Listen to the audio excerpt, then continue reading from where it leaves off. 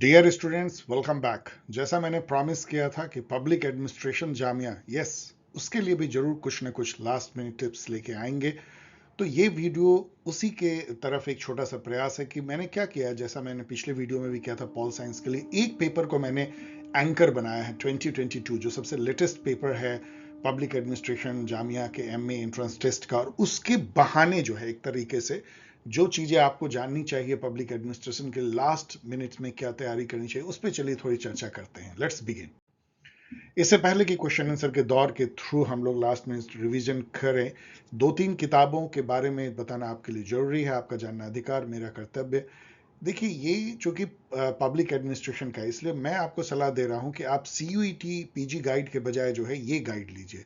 ये guide one of the most popular guide रही है, जिसने कि कई स्टूडेंट को हेल्प किया है, ना केवल PG entrance test, JNU, DUET, CPUT Odisha, AMU, Jamia, बल्कि यूजीसी नेट और असिस्टेंट प्रोफेसर के लिए भी इस बुक ने काफी हेल्प किया है।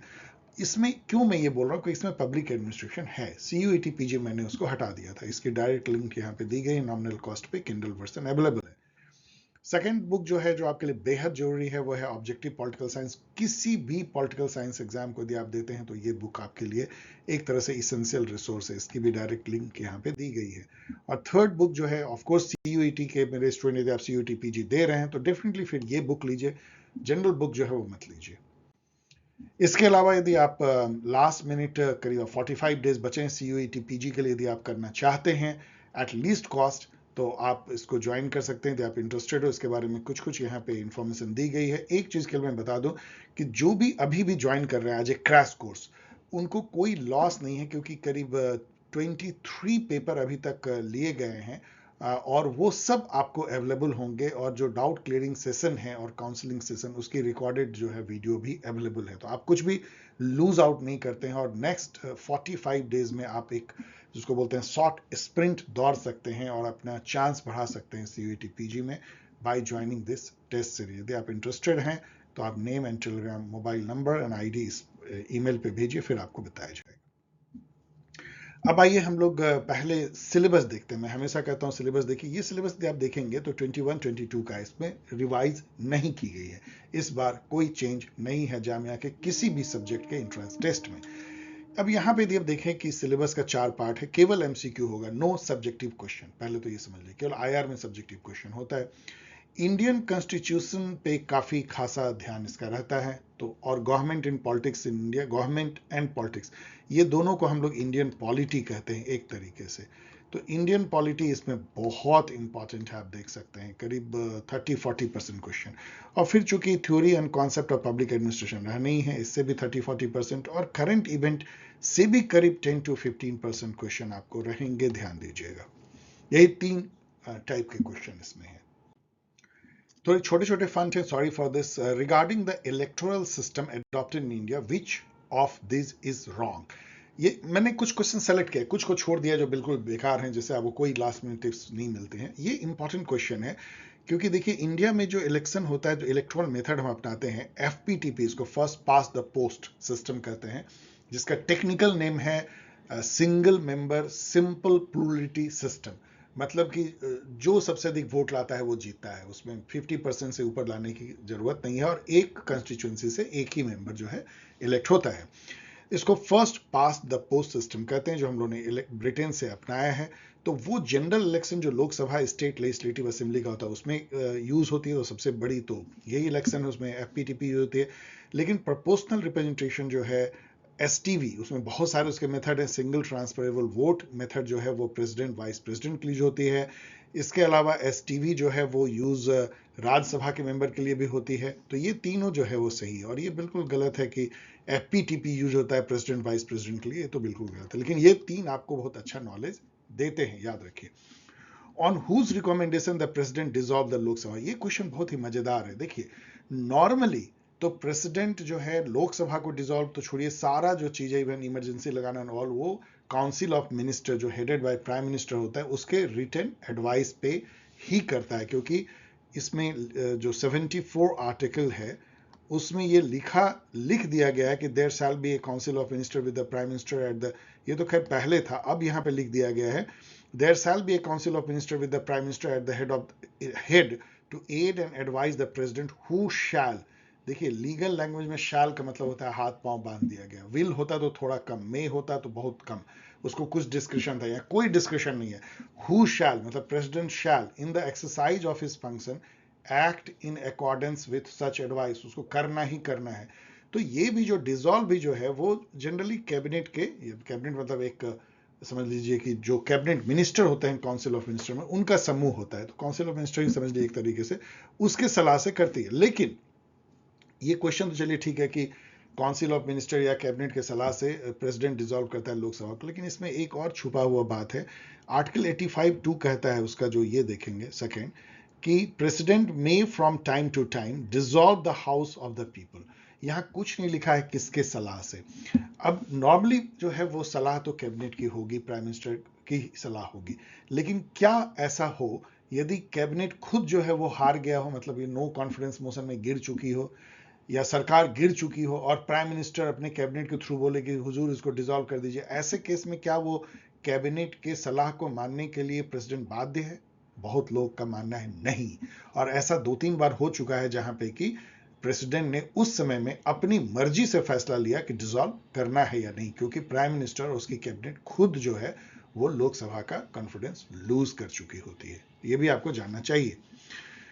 विच amendment make the president bound by the advice of the cabinet? तो अभी हम लोग डिस्कस कर रहे थे, ये 42वां है। बिफोर 42वां थोड़ा बहुत तो इसको था कि मतलब थोड़ी बहुत इसको थी कि अपने से वो कर सकता था डिस्क्रिप्शन, लेकिन उसके बाद जिस तरीके से लैंग्वेज को बांध दिया गया, तो बिफोर क्या लैंग्वेज था और आफ्टर क्या लैंग्वेज था दोनों पढ़ लीजिए, और ये आर्टिकल 74 में आता है तो आप समझ जाएंगे, तो इसलिए 42nd। By which amendment act Delhi was called the national capital territory? तो आप देख रहे हैं कि अमेंडमेंट अमेंडमेंट कितने ज्यादा पूछ रहे हैं। अब यहाँ पे हम लोग आते हैं कि आपको क्या कर लेना चाहिए, लास्ट मिनट टिप्स जिसको कहते हैं। ये तो चलिए 69th अमेंडमेंट था, लेकिन यहाँ पे ना मैंने बहुत सारे अमेंडमेंट आपको दे दिए हैं जिसको थोड़ा रिवाइज कर लीजिए। जैसे फर्स्ट अमेंडमेंट है, यहाँ पे राइट टू फ्रीडम को रेस्ट्रिक्ट किया गया, आर्टिकल 19(2) घुसा दिया गया, रीजनेबल रिस्ट्रिक्शन, ये जवाहरलाल नेहरू लेके आए थे 1951 के जून में ही। और 9th शेड्यूल भी इंट्रोड्यूस किया गया था फर्स्ट अमेंडमेंट से ही, जिसमें कि लैंड रिफॉर्म के एक्ट सारे को इसमें डाल दिया गया था, जो कि नॉन जुडिशियल रिव्यू वाला बन जाता है, मतलब कोर्ट उसको जुडिशियल रिव्यू नहीं कर सकती है। 7th अमेंडमेंट बहुत ही इंपॉर्टेंट है, ये 1956 में होती है, जब स्टेट रीऑर्गेनाइजेशन एक्ट लाई गई थी, उसको इंप्लीमेंट करने के लिए। इसमें और जो इंपॉर्टेंट बात जो एग्जाम के लिए है वो है कॉमन हाई कोर्ट 2 या 2 से अधिक के लिए पार्लियामेंट बना सकती है, कॉमन गवर्नर 2 या 2 से अधिक स्टेट के लिए भी नियुक्त किए जा सकते हैं, और ABCD टाइप के जो 4 टाइप के स्टेट थे उसको रिऑर्गेनाइज करके 14 स्टेट और 6 यूनियन टेरिटरी बनाए गए थे। 24वां और 25वां 26वां ये सब तो जो गोलकनाथ के जो केस हुए थे, जिसमें कि लड़ाई चल रही थी सुप्रीम कोर्ट और सरकार के बीच में फंडामेंटल राइट को अमेंडमेंट के पावर के तौर पे, या पार्लियामेंट की जो अमेंडिंग पावर उसको लेके, उसके रिएक्शन इंदिरा गांधी ने ये सब अमेंडमेंट लाई थी। 24th में जो है ये जो है इन्होंने ये कह दिया कि आर्टिकल 368 के तहत अनलिमिटेड पावर है पार्लियामेंट को अमेंड करने की। 25th अमेंडमेंट जो है उसने बहुत डाइल्यूट कर दिया राइट टू प्रॉपर्टी को, काफी घटा दिया, वो कंपनसेशन वर्ड को चेंज करके एक अमाउंट वर्ड में करने से काफी फर्क आ गया था। मैं जो कह रहा हूं उसको आप समझ पाएंगे यदि आप इसको पढ़ेंगे डिटेल में। तो इसके अलावा ये 25th ने जो है directive principle of state policy, खास करके 39(b)(c) में जो डिस्ट्रीब्यूटिव जस्टिस की बात है, इसको प्रश्रय दे दिया आर्टिकल 14, 19 और 31 राइट टू प्रॉपर्टी था। ये कहा कि कोई भी यदि एक्ट ऐसा आता है जो आर्टिकल 39(b) और C को इंप्लीमेंट करने के लिए लाया जाता है, जो DPSP है, डिस्ट्रीब्यूटिव जस्टिस के लिए, सोशल जस्टिस के लिए, तो वो इन्फ्रिंज इस कारण से नहीं होगी कि वो आर्टिकल 14, 19 और 31 जो फंडामेंटल राइट है उसको बाधित करती है। 26 जो है उससे प्रीवी पर्स को जो है एबोलिश कर दिया गया था। 36 अमेंडमेंट से सिक्किम जो है 22वां स्टेट बनता है 1975 में। अदर जो इंपॉर्टेंट अमेंडमेंट है 42वां, अभी हम लोगों ने देखा कैसे प्रेसिडेंट के हाथ पांव बांधे गए। इसके अलावा मिनी कॉन्स्टिट्यूशन कहलाता है, इसमें कई कई चीजें हुई थी। पहली बार जो है प्रियम्बल को अमेंड किया गया था, इसमें कि 3 वर्ड जो है सेकुलर, सोशलिस्ट एंड इंटीग्रेशन, इन तीनों को जो है जोड़ा गया था। 44th अमेंडमेंट से 42nd अमेंडमेंट के अधिकतर चीजों को जो है फिर से बहाल कर दिया गया था, कुछ को छोड़ के। 52nd अमेंडमेंट राजीव गांधी लेके आए थे 1985 में, दल बदल कानून जिसको बोलते हैं, उसको लाने के लिए 10th शेड्यूल भी इंट्रोड्यूस किया गया था।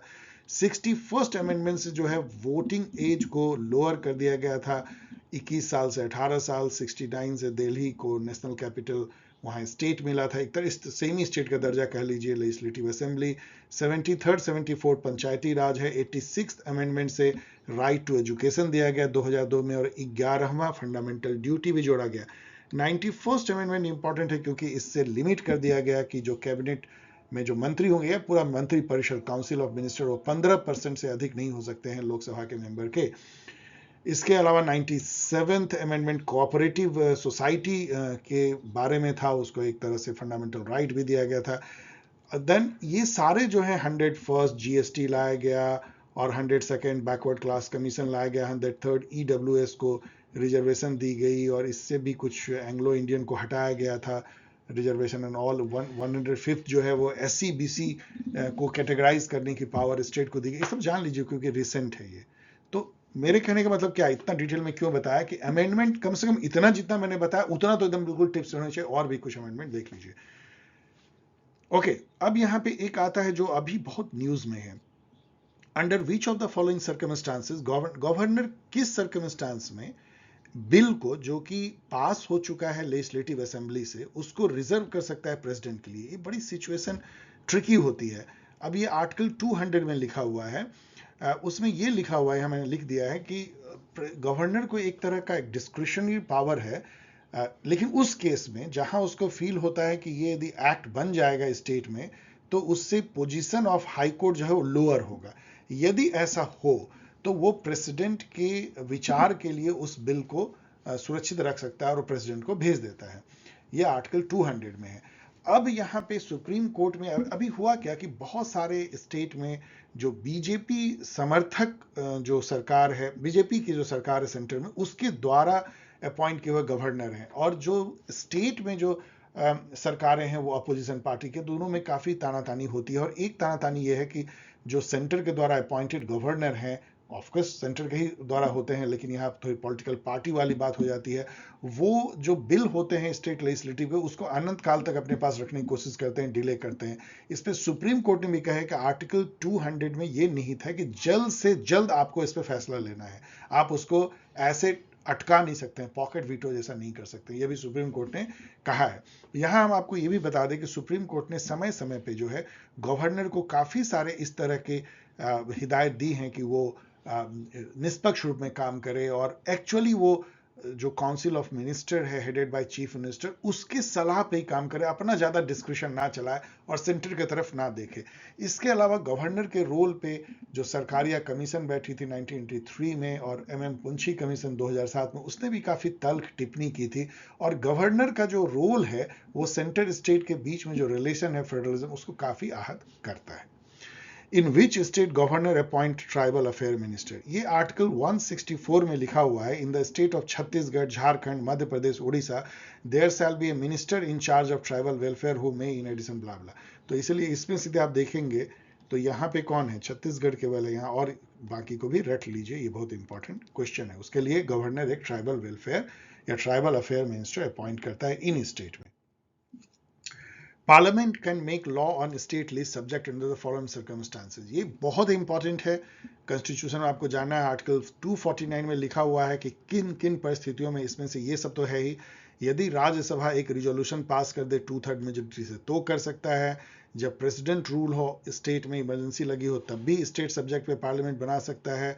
ये बिल्कुल नहीं है यदि लोकसभा राज्यसभा कहे ज्वाइंट सिटिंग में, ऐसा कुछ नहीं है। व्हेन 2 और मोर स्टेट यदि मिलकर रिक्वेस्ट करें पार्लियामेंट को तो कर सकती है।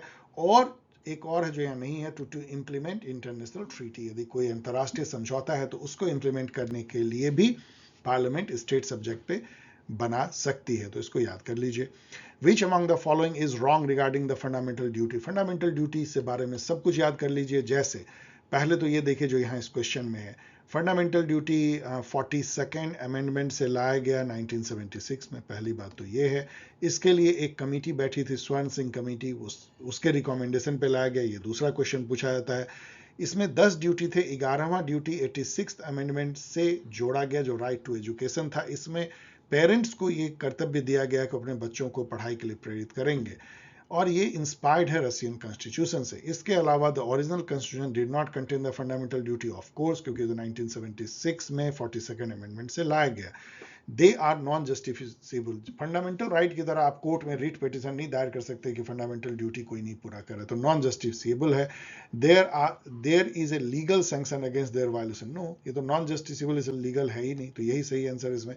There are at present 11 fundamental. Of course जो 11वां जोड़ा गया था 86 अमेंडमेंट 2002 के तहत जोड़ा गया था। ऑस्कर अवार्ड के बारे में पूछा गया है, तो अब तो 2023 की आ गई है, तो इसको तो हटाइए। 2023 का मैंने दे दिया है। जो बेस्ट फिल्म है वो everything everywhere all at once है, इसके बारे में मैंने कहीं बताया था आपको। इसके अलावा बेस्ट जो ऑस्कर में बेस्ट म्यूजिक जो इंडिया को जो 2 मिला है, ओरिजिनल सॉन्ग नाटू नाटू के लिए RRR मूवी का नेम है, और दूसरा बेस्ट डॉक्यूमेंट्री शॉर्ट फिल्म जो है एलिफेंट विस्परर, मैंने देखा भी है। RRR मैं पूरा नहीं देख पाया, मुझे हिम्मत नहीं हुई, लेकिन नाटू नाटू सॉन्ग मैंने जरूर देखा। तो ये दोनों हो सकता है इस बार इंपॉर्टेंट है, पूछा जा सकता है। Right to property which was fundamental right, ये जो है 44वां अमेंडमेंट 1978 में हुई थी जनता पार्टी की सरकार के दौरान, उसने इसको खत्म कर दिया, और अब ये कॉन्स्टिट्यूशनल राइट, मतलब फंडामेंटल राइट ना रह के एक कॉन्स्टिट्यूशनल राइट बन गया है। किसको बोलते हैं कॉन्स्टिट्यूशनल राइट? जो कॉन्स्टिट्यूशन में तो वर्णित हो लेकिन वो फंडामेंटल राइट नहीं हो, मतलब पार्ट 3 में नहीं हो, तो उसको कहते हैं कॉन्स्टिट्यूशनल राइट। इससे भी एक छोटा राइट होता है, कॉन्स्टिट्यूशन में कोई मेंशन नहीं है, लेकिन एक कानून बना के, एक्ट बना के वो आपको अधिकार दिए जाते हैं, तो वो अधिकार को कहते हैं लीगल राइट। तो सबसे छोटी राइट हो गई लीगल राइट, फिर हो गया कॉन्स्टिट्यूशनल राइट, और सबसे बड़ी राइट है फंडामेंटल राइट। तो अब ये कॉन्स्टिट्यूशनल राइट है, वैसे यहाँ लीगल राइट लिखा गया है, लेकिन मैं कहूंगा इसको कॉन्स्टिट्यूशनल राइट। तो ये पूछा गया किस आर्टिकल में, चूंकि ये कॉन्स्टिट्यूशन में है, तो ये आर्टिकल 300A में है, तो बिल्कुल याद कर लीजिए। अब यहाँ पे मैं एक एडिशनल इंफॉर्मेशन दे रहा हूँ कि राइट टू वोट जो है वो आर्टिकल 326 में एक तरह से निहित है, जिसमें ये कहा जाता है कि हमारा जो इलेक्शन होगा इंडिया में वो एडल्ट सफरेज के बेसिस पे होगा। जो भी सिटीजन 18 साल से ऊपर है उसको वोट देने का राइट है।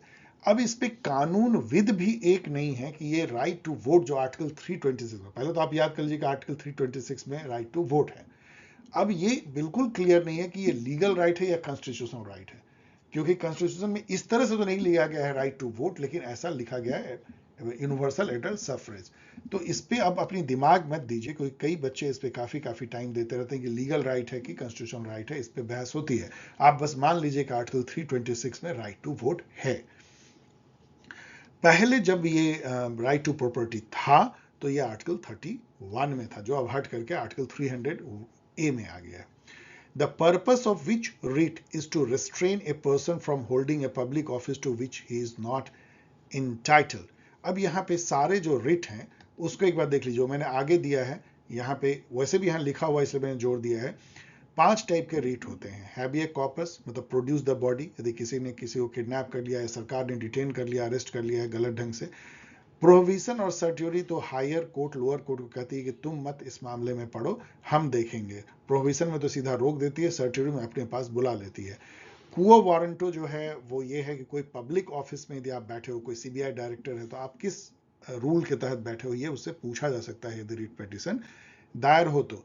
मंडमस जो है वो ये है कि एज पर लॉ एग्जीक्यूटिव को डायरेक्ट कर सकती है कोर्ट की ये काम करो, जैसे नाली साफ करो, इंक्रोचमेंट हटाओ, ये दुकान को यहाँ से हटाओ, ये काम करो, वो काम करो, ये जमीन को साफ करो, एंड लाइक दैट। इस तरह की मंडोमेस वी कमांड। तो ये 5 रिट होते हैं।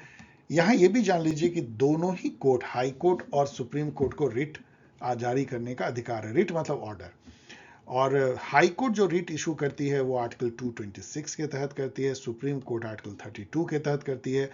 इसी आर्टिकल 32 को अंबेडकर जी ने आत्मा कहा था, heart and soul of the constitution कहा था, क्योंकि आर्टिकल 32 सुप्रीम कोर्ट को पावर देती है कि फंडामेंटल राइट को वो रक्षा कर सकता है, और हमें कॉन्स्टिट्यूशनल गारंटी देती है कि हमारा फंडामेंटल राइट्स बाधित हो तो हम सीधा सुप्रीम कोर्ट में रिट पिटीशन दे सकते हैं, हमें कोई और लोअर कोर्ट जाने की जरूरत नहीं। इतनी बड़ी पावर हर सिटीजन को इंडिया में दी गई, इवन सिटीजन नहीं, बहुत सारे फॉरेन नेशनल को भी दी गई। बहुत सारे फंडामेंटल राइट जो हैं आप सिटीजन नहीं हो तो भी आपको दिया गया है। आर्टिकल 226 जो है उसका दायरा जो है वो आर्टिकल 32 से ज़्यादा बड़ा है। उसका कारण ये है कि केवल फंडामेंटल राइट के लिए नहीं, बल्कि आपकी कोई लीगल या कॉन्स्टिट्यूशनल राइट भी यदि बाधित होती हो तो आप हाई कोर्ट में अपील कर सकते हैं आर्टिकल 226 के तहत। लेकिन सुप्रीम कोर्ट में केवल आप तभी याचिका सीधे दायर कर सकते हैं यदि आपका फंडामेंटल राइट बाधित हो रहा हो। Which of the following statement are correct about public administration? ये चूंकि public administration क्वेश्चन था, मैंने एक जनरल था, मैंने ले लिया है इसको। It is the management of affair of government, of course. It is non-political bureaucratic machinery of government. या non-political माना जाता है bureaucratic machinery. It is the action part of the government, इसलिए सभी है। इसको देख लीजिए, जस्ट जनरल जीके का क्वेश्चन, मतलब जनरल नॉलेज का क्वेश्चन या जनरल अवेयरनेस का क्वेश्चन है। Who of the following has called hierarchy as the scalar process?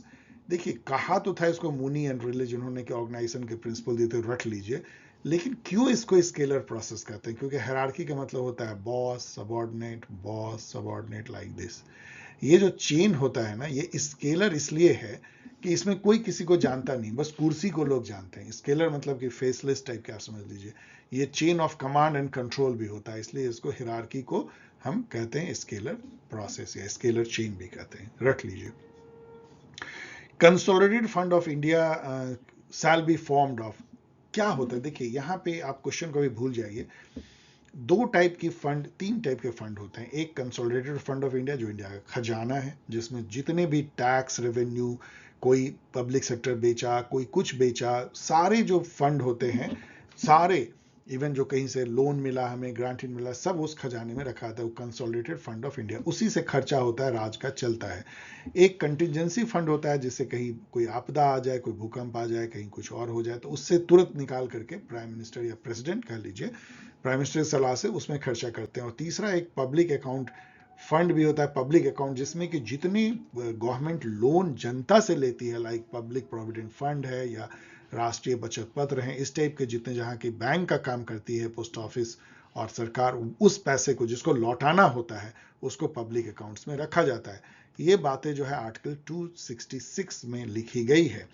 अब यहाँ पे मैं आपको एडिशनल इंफॉर्मेशन दे रहा हूँ कि रख लीजिए कि 112(3), जो कि 112 आर्टिकल जो है बजट के बारे में है, जिसको एनुअल फाइनेंशियल स्टेटमेंट कहते हैं, उसमें जो 112(3) है, वो ये कहता है कि expenditure charge on to the CFI। कुछ एक्सपेंडिचर ऐसे हैं जो पार्लियामेंट में वोटिंग नहीं होती, उस पर सीधे चार्ज कर दिया जाता है। जैसे कि सैलरी है प्रेसिडेंट का, वाइस प्रेसिडेंट का, सुप्रीम कोर्ट का जज का, CAG का, इवन CVC का, speaker, deputy speaker, deputy chair of Rajya Sabha, जो डेट चार्जेज हैं भारत के ऊपर में, जो लोन लिया उसको चुकाना, पेंशन हाईकोर्ट जज का। ये बड़ा मजेदार है कि हाईकोर्ट जजेस की जो सैलरी होती है, उसकी पेमेंट तो होती है स्टेट की जो कंसोलिडेटेड फंड होती है उससे, लेकिन उनके जो पेंशन का जो पेमेंट होता है वो भारत के कंसोलिडेटेड फंड से होता है, ये याद रखिएगा। Then some to comply court order, court ने कोई ऑर्डर दिया है, उसमें पैसे खर्च हो रहे, तो वो भी इससे चार्ज होते हैं। चार्ज मतलब ये है कि कोई वोटिंग इस पे जो है पार्लियामेंट की नहीं होती है। The central vigilance commission was established in, इससे बहुत सारे क्वेश्चन निकलते हैं। एक कि ये 1964 में होती है, दूसरा कि ये जो है सांथानाम कमेटी, जो 1962 में एंटी करप्शन कमीशन या कमेटी थी, उसके रिकमेंडेशन पे हुआ था।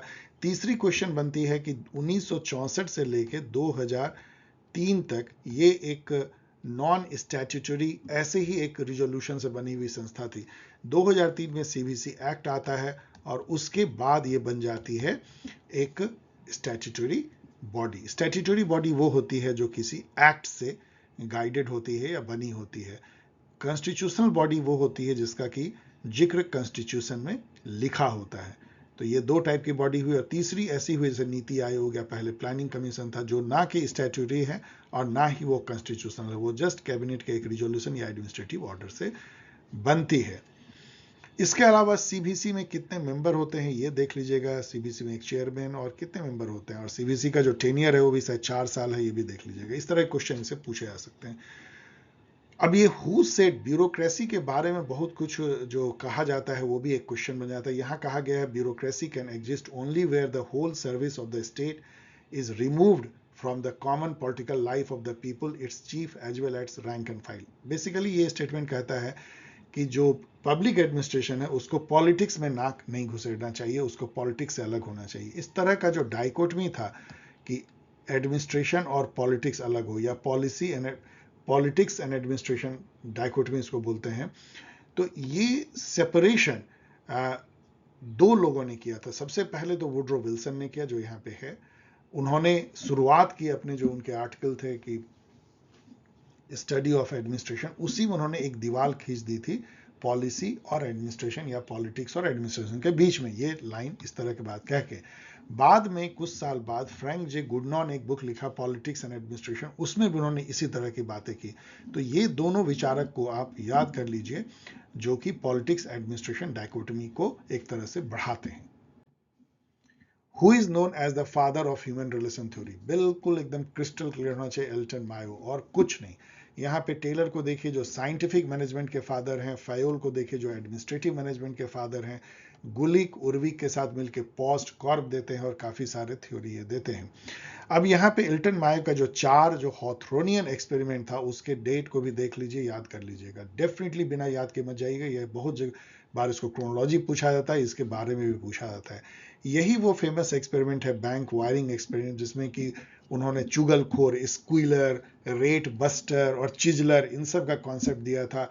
और वो एग्जाम में पूछ दिया जाते हैं। रेट बस्टर वो है जो कि ग्रुप जो तय करता है उससे ज्यादा वो जो है टारगेट मीट करने की कोशिश करता है, उसको लोग बुरा मानते हैं। चिजलर उसका उल्टा है, जो ग्रुप जो टारगेट तय करता है उससे कम वो काम करता है, उसको भी लोग बुरा मानते हैं। और स्क्विलर वो होता है जो चुगली करता है। बैंक वायरिंग एक्सपेरिमेंट, हॉथरेनियन एक्सपेरिमेंट कहाँ हुई थी, इस पर भी क्वेश्चन पूछा जाता है। यूनाइटेड स्टेट ऑफ अमेरिका में हुई थी, शिकागो के पास। और वहां पे वेस्टर्न इलेक्ट्रिक, जो कि एक सब्सिडरी होती थी AT&T, जो सबसे बड़ी कंपनी टेलीफोन की थी, उसके एक सब्सिडरी में वेस्टर्न इलेक्ट्रिक कंपनी के हॉथरोन प्लांट में ये एक्सपेरिमेंट हुए थे। आप देख सकते हैं ईयर कब। तो Elton Mayo is the father of human relation theory, as far as father of the behavioural revolution in public administration. Span of control क्या होता है, मैंने कितनी बार बताया है कि एक बॉस के अंडर में डायरेक्टली कितने सबऑर्डिनेट होते हैं, इसको स्पैन ऑफ कंट्रोल हम लोग कहते हैं। एक बॉस है, 4 इसको सबऑर्डिनेट हैं, तो ये स्पैन ऑफ कंट्रोल है। इसका उल्टा होता है यूनिटी ऑफ कमांड। इसका मतलब होता है कि एक सबऑर्डिनेट को केवल पकड़िए, उसके कितने बॉस हैं। यदि उसके एक ही दुनिया में बॉस हैं तो इसका मतलब यूनिटी ऑफ कमांड है। यदि उसको 2 बॉस को रिपोर्ट करना पड़ रहा है तो यूनिटी ऑफ कमांड यहां भंग हो जाता है। अब बहुत सारे थिंकर जो हैं वो यूनिटी ऑफ कमांड को मानते हैं, जैसे फायोल, और बहुत लोग नहीं मानते हैं, जैसे टेलर और हर्बर्ट साइमन। तो स्पैन ऑफ कंट्रोल क्या हो गया, number of subordinate employ that the administrator can effectively direct और हैंडल, और number of subordinate to a boss. इसके अलावा यहाँ एक बात और जान लीजिए कि ये स्पैन ऑफ कंट्रोल का जो फिनोमेना था, ये देने वाले इयान हैमिल्टन थे इंग्लैंड के। और यूनिटी ऑफ कमांड आप मान सकते हैं कि हेनरी फायोल ने दिया, उसे बहुत लोगों ने दिया। अकॉर्डिंग टू मैक्स वेबर, जो बहुत बड़े सोशियोलॉजिस्ट थे और ब्यूरोक्रेसी के जनक या ब्यूरोक्रेटिक थ्योरी के फादर, ब्यूरोक्रेसी सुपीरियर है किसी फॉर्म ऑफ ऑर्गेनाइजेशन का। उनका मानना था कि मॉडर्न जमाने में कोई भी ऑर्गेनाइजेशन यदि इफिशिएंट होगा तो वो ब्यूरोक्रेटिक हो जाएगा। तो ब्यूरोक्रेटिक ऑर्गेनाइजेशन वो था जिसमें कि प्रिसीजन था, स्टेबिलिटी थी, डिसिप्लिन थी, रिलायबिलिटी थी, इम्पर्सनैलिटी थी, कोई दूसरे को जानता नहीं है, मेरिट पे आधारित था, रैशनल लीगल ऑथोरिटी था, ये सारे फीचर थे। डिवीजन ऑफ वर्क था, स्पेशलाइजेशन था, कैरियर ओरिएंटेशन था, ये सब ब्यूरोक्रेसी के फीचर थे, सभी इसमें है। Who is considered as a father of group dynamics, इसको बस एक बार जान सकते हैं, कर्ट लेविन, जो कि बहुत ही तरीके से इसको जानना चाहिए आपको, जर्मन अमेरिकन साइकोलॉजिस्ट हैं, इन्होंने क्वाइन ही किया था टर्म ग्रुप डायनेमिक्स। और इनके कुछ कुछ कोट भी कर्ट लेविन के काफी फेमस हैं। यहाँ पे तो मुझे याद नहीं आ रहा, इसलिए मैं बता नहीं रहा हूँ, लेकिन जरूर देख लीजिएगा कर्ट लेविन। यहाँ पे आपको जो है बार्नार्ड दिखते हैं, जिन्होंने कि जोन ऑफ इंडिफरेंस का कॉन्सेप्ट दिया था। एक बात और जान लीजिए कि बार्नार्ड ने जो है वो साइमन को भी बहुत इन्फ्लुएंस किया था।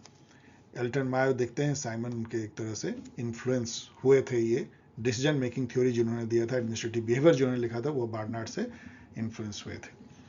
Which of the following statement is not true about classical theory of administration? Classical theory वो एरा था इसमें कि टेलर, वेबर, हेनरी फायोल, उर्विक, गुलिक, ये सब ने साइंटिफिक मैनेजमेंट और तमाम तरह के जो है यूनिवर्सल थ्योरी ऑफ एडमिनिस्ट्रेशन दिया था, POSDCORB and 14 point principle. इन लोगों का मानना था कि पूरी दुनिया में किसी भी ऑर्गेनाइजेशन में और किसी तरह के ऑर्गेनाइजेशन, चाहे पब्लिक हो प्राइवेट हो, सब जगह जो है ये यूनिवर्सल साइंस ऑफ मैनेजमेंट चलेगा।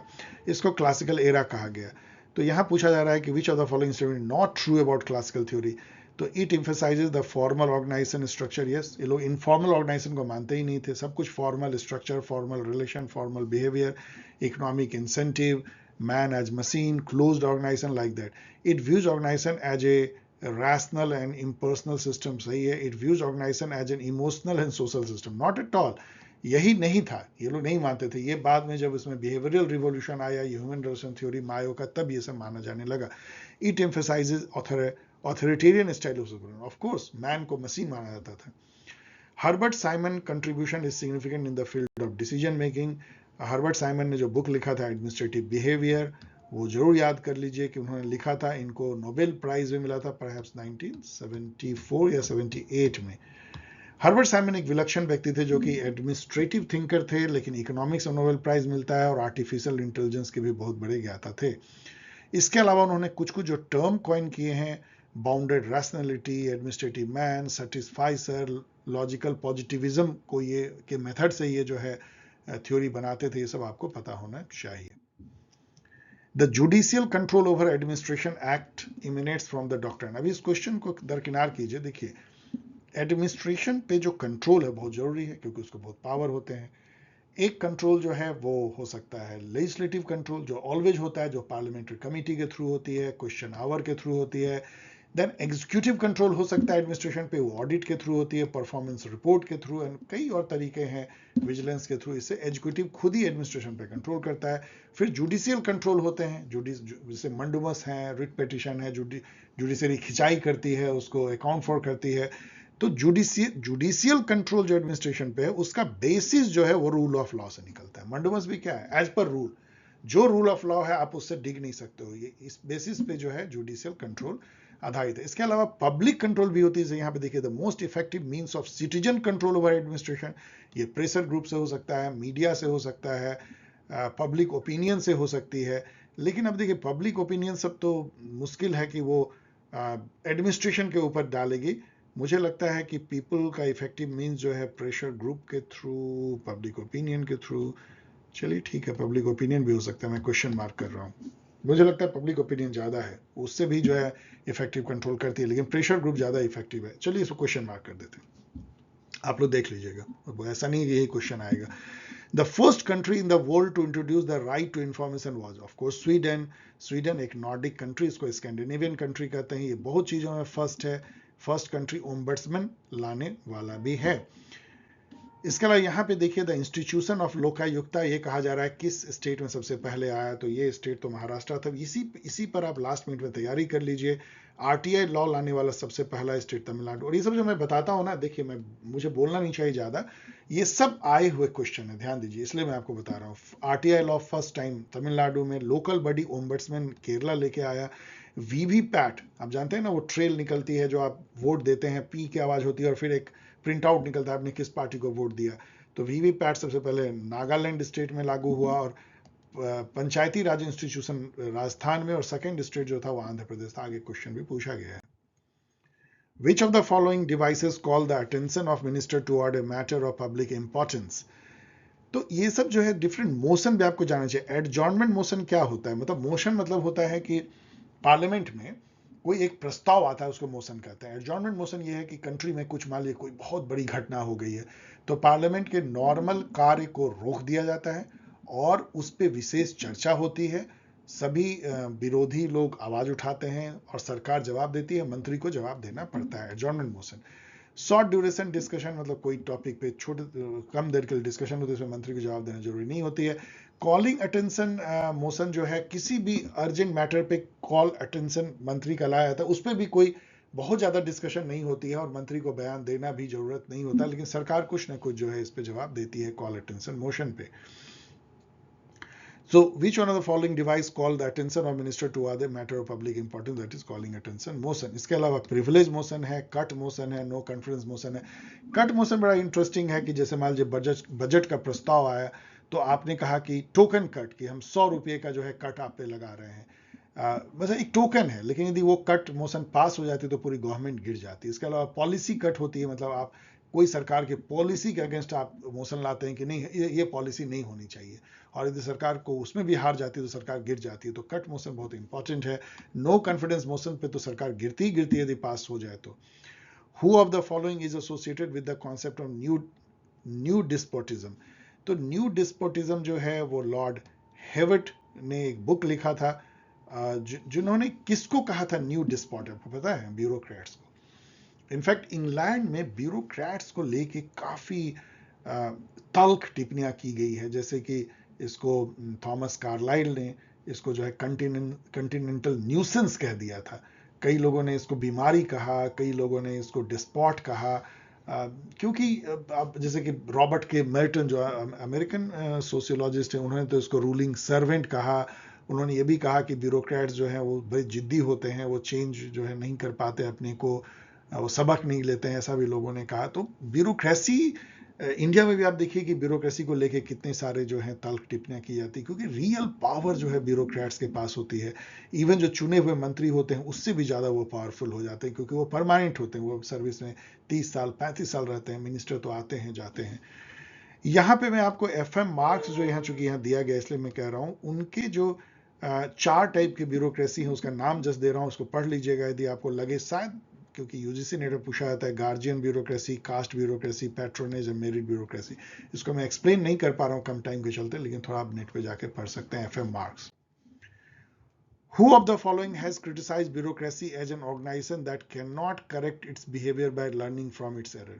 सुधर ही नहीं पाता है, तो ऐसा भी बुरी बात कही गई है। एम क्रोजियर ने कहा, जस्ट आप रट सकते हैं, सब कॉपी पेस्ट क्वेश्चन है जो यूजीसी नेट से ली गई है। यही मैं बता रहा था। रॉबर्ट के मैटन सोशियोलॉजिस्ट ने कहा है ब्यूरोक्रेट रेजिस्टेंट। रॉबर्ट के मैटन ने कहा है bureaucrat as ruling servant. Thomas Carlyle ने कहा है bureaucracy as continental nuisance. The first Lokpal bill जो है इंट्रोड्यूस किया गया पार्लियामेंट में कब, ये पूछा जा रहा है। तो 1968 तो सही है, लेकिन इसमें बहुत सारे इंफॉर्मेशन आपको लेने चाहिए, मैंने अपने गाइड से ही दिया है। वर्ड लोकपाल जो है वो LM सिंघवी होते थे एक नेता, उन्होंने क्वाइन किया था 1960s में। आइडिया पहली बार लोकपाल का पार्लियामेंट में अशोक कुमार सेन जो लॉ मिनिस्टर थे, वो या लॉ मिनिस्टर थे, देख लीजिएगा, अशोक कुमार सेन लेकर के आए थे। फर्स्ट जन लोकपाल बिल जो पार्लियामेंट में इंट्रोड्यूस किया वो शांति भूषण जो प्रशांत भूषण के फादर थे, ये लॉ मिनिस्टर थे, ये लेकर के आए। और फोर्थ लोकसभा 1968 में पहली बार लोकपाल बिल इंट्रोड्यूस हुआ। उसके बाद 8 बार ये इंट्रोड्यूस हुआ, तब जाके 2013 में पास हो पाया था। एडमिनिस्ट्रेटिव स्टाफ कॉलेज जो इंडिया में बहुत जगह है, एडमिनिस्ट्रेटिव स्टाफ कॉलेज दिल्ली में भी है, उसकी स्टैब्लिशमेंट जो हुई थी all India council for technical education AICT उसके रिकमेंडेशन पे हुई थी। यहाँ चूंकि पॉल H एप्पलबाई का जिक्र है जो कि बहुत फेमस एडमिनिस्ट्रेटिव थिंकर हैं, तो ये जान लीजिए कि Indian institute of public administration, जिसको IIPA शॉर्ट में कहते हैं, जो बहुत फेमस है पब्लिक एडमिनिस्ट्रेशन की सबसे बड़ी संस्था भारत सरकार की, वो 1954 में दिल्ली में सेटअप हुआ था on the recommendation of Paul H एप्पलबाई। ये बहुत बार ये क्वेश्चन पूछा जाता है। The ultimate responsibility of taking due action on the comments of CAG। देखिए CAG क्या है? Controller and auditor general of India, जो एक कॉन्स्टिट्यूशनल बॉडी है एज पर आर्टिकल 148। CAG करता क्या है? ये ऑडिट और अकाउंट दोनों काम करता है। ये राज्य सरकारों का ऑडिट करता है, सेंट्रल गवर्नमेंट की भी ऑडिट करता है, और उनके अकाउंट्स, राज्य सरकार के अकाउंट्स को भी देखभाल करता है।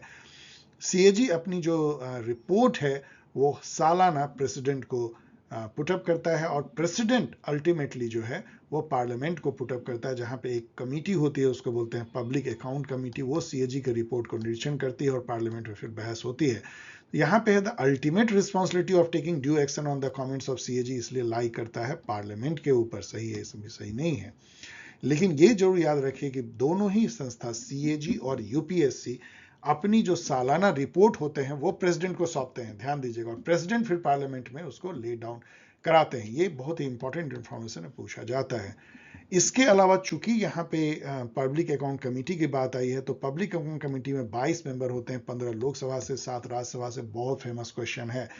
ये भी बहुत फेमस है कि ये ओल्डेस्ट कमेटी है जो 1921 में बन गई थी। इसके अलावा PSC का जो चेयरमैन होता है पब्लिक अकाउंट कमेटी के, वो बाय कन्वेंशन अपोजिशन पार्टी के लीडर को बनाया जाता है। ये सब बहुत ही इंपॉर्टेंट क्वेश्चन है, सदाबहार क्वेश्चन कह लीजिए। विच of the following enjoys the constitutional status, इसमें से कौन। अब आप देखिए कॉन्स्टिट्यूशनल स्टेटस मतलब कॉन्स्टिट्यूशनल बॉडी, तो इसमें देखेंगे तो फाइनेंस कमीशन आर्टिकल 280 के तहत कॉन्स्टिट्यूशनल बॉडी है। जोनल काउंसिल तो कहना मुश्किल है, ये तो एक एक्ट से है जो कि स्टेट रिऑर्गेनाइजेशन एक्ट से है, और ये सब भी एनएचआरसी जो है वो एक एक्ट से बनी है, तो एनएचआरसी सीबीसी ये सब स्टैट्यूटरी बॉडी है। CAG AG election commission of India UPSC ये सब कॉन्स्टिट्यूशनल बॉडी है। प्लानिंग कमीशन और नीति आयोग ये ना तो स्टैट्यूटरी है ना कॉन्स्टिट्यूशनल है, ये सिंपली जो है कैबिनेट के रिजोल्यूशन से बने हैं। Very important question. एक सेक्रेटरीट ऑर्गेनाइजेशन जो सेंट्रल गवर्नमेंट में होता है वो किस टाइप की है, लाइन है, स्टाफ है, ऑक्सिलरी है, या दोनों ही है। देखिए अब यहाँ लाइन स्टाफ कितनी बार मैं बता चुका हूँ। लाइन एजेंसी वो होते हैं किसी ऑर्गेनाइजेशन में जो उसका मुख्य काम करते हैं। जो सबसे अच्छा एग्जांपल है ट्रेन, रेलवे, उसमें जो ड्राइवर गार्ड जो है वो लाइन ऑर्गेनाइजेशन है। लेकिन वही आप देखेंगे कि कोई डॉक्टर है या जो सेफ्टी इंचार्ज है, जो लीगल है रेलवे में, वो सब स्टाफ है जो कि एडवाइस देते हैं, स्टाफ ऑर्गेनाइजेशन। और जो सपोर्ट करते हैं, रेलवे स्टेशन का मेंटेनेंस किया, साफ सफाई किया, कैंटीन चलाया, ये सब जो है वो ऑक्सिलरी ऑर्गेनाइजेशन है। तो मिनिस्ट्री डिपार्टमेंट जो गवर्नमेंट ऑफ इंडिया के हैं वो लाइन ऑर्गेनाइजेशन है। नीति आयोग या जितने भी अटैच्ड ऑफिस होते हैं वो सब टेक्निकल ऑफिस, वो स्टाफ ऑर्गेनाइजेशन होते हैं। और सीपीडब्ल्यूडी, हॉर्टिकल्चर, हाउस कीपिंग, इस टाइप के जो ऑर्गेनाइजेशन ऑक्सिलरी ऑर्गेनाइजेशन है। अब यहाँ जो सेक्रेटरीट ऑर्गेनाइजेशन है, सेक्रेटरीट ऑर्गेनाइजेशन मतलब होता है मेन मिनिस्ट्री, उसको सेक्रेटरियल ऑर्गेनाइजेशन कहते हैं क्योंकि वो हेडेड बाय सेक्रेटरी होता है। ये प्योर लाइन एजेंसी है। Who of the following is the first line supervisor in the secretariat hierarchy? अब मिनिस्ट्री जिसको सेक्रेटरीट हायरकी या सेक्रेटरियल ऑर्गेनाइजेशन कहा था, उसकी हायरार्की ऐसी है। देखिए सबसे नीचे सेक्शन ऑफिसर, उसके ऊपर under secretary, deputy secretary, director, joint secretary, additional secretary, secretary. फिर 3 टाइप के मिनिस्टर होते हैं, deputy minister, state minister, cabinet minister. रट लीजिए इसको। तो यहाँ पे है कि फर्स्ट लाइन सुपरवाइजर जो है सेक्शन ऑफिसर है।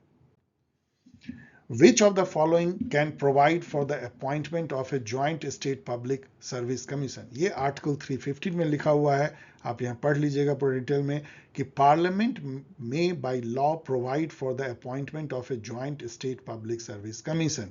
तो यहाँ पे ये लिखा गया है कौन ऐसा कर सकता है, तो पार्लियामेंट ऑफ इंडिया, मतलब कि 2 या 2 से अधिक स्टेट के लिए एक जॉइंट जो है पब्लिक सर्विस कमीशन बनाई जा सकती है। Which of the following is wrong regarding the censure motion? Again एक टाइप का मोशन है। अब यहाँ पे देखिए क्या क्या इसमें आता, ये कॉमन सेंस से देखेंगे तो फर्स्ट वाला छोड़ करके बाकी सब जो है सही लग रहा है। वैसे इसको पढ़ लीजिएगा, मैं थोड़ा क्वेश्चन मार्क कर रहा हूँ। सेंसर मोशन पढ़ लीजिए, बाकी सब सही। सेंसर मोशन मतलब बेसिकली क्या होता है, सेंसर का मतलब होता है कि आप किसी पे आक्षेप लगा रहे हो, आप एक मोशन पास करते हो कि सरकार ने इस काम को ठीक से नहीं किया है, और यदि वो मोशन पास हो जाता है तो बस सरकार को एक, उससे सरकार गिरती नहीं है सेंसर मोशन से, बस सरकार को एक चोट लगती है कि पार्लियामेंट ने उसको एक डांट लगाई। अब ये सब होने की संभावना ऑलमोस्ट जीरो है। पार्लियामेंट क्यों डांट लगाएगी जब पार्लियामेंट में मेजोरिटी पार्टी ही सरकार चलाती है, और मेजोरिटी पार्टी यदि होगी तो कैसे सरकार ये डांट लगी। ये सब बहुत ही थियोरेटिकल हो चुका है। एक समय ऐसा होगा कि पार्टी लाइन को क्रॉस करके लोग वोटिंग करें और तब सरकार को सेंसर मोशन पास हो पाए। बलवंत राय मेहता कमेटी जो है वो पंचायती राज की थी, जिसके बेसिस पे 3 टियर बना, ग्राम पंचायत और पंचायत समिति या मंडल पंचायत कहते हैं, और जिला परिषद। ये जो था ये 1957 में बनी थी, सबसे पहली कमेटी थी। तो और ये बनी थी बेसिकली कम्युनिटी डेवलपमेंट के लिए। लेकिन Balwant Rai Mehta committee was a committee on community development programme, actually सही बात ये है। लेकिन उन्होंने जो रिकमेंडेशन दिया पंचायती राज के लिए बन गया था, इसलिए यहाँ पंचायती राज इंस्टीट्यूशन देना बहुत ही गलत है, क्योंकि दोनों ही सही है इसमें। बट एनीवेज इसको सेटअप किया गया था सीडीपी के लिए। अब यहाँ पे आइए तो अशोक मेहता कमेटी 1977 में बनी। ये 2 टियर इन्होंने दिया था, मतलब इन्होंने 3 टियर नहीं दिया था, इन्होंने मंडल पंचायत दिया था, जिला परिषद केवल दिया था। और इन्होंने कहा था कि इसको कॉन्स्टिट्यूशनल मैंडेट मिलना चाहिए।